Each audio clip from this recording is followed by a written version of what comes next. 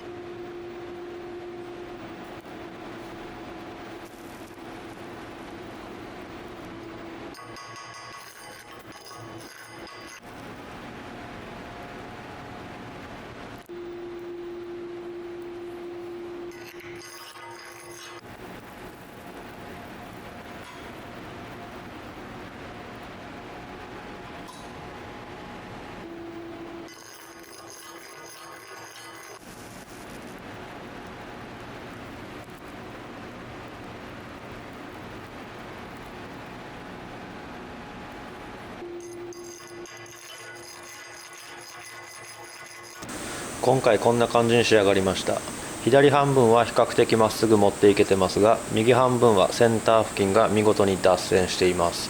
ストレートは脱線したら終わりなので、この後に流れるストリンガー、ウィービング、どっちが正しい言い方かは分かりませんが、前後に振ってなじませながらやった方がやりやすいかなという印象です。合計で60パス近くやったので目がしょぼしょぼになってどこを走っているのか分かりにくかったです。今度はフラックスじゃなくてマグでソリッドでやってみたいと思います。とにかくフラックスの横は難しいです。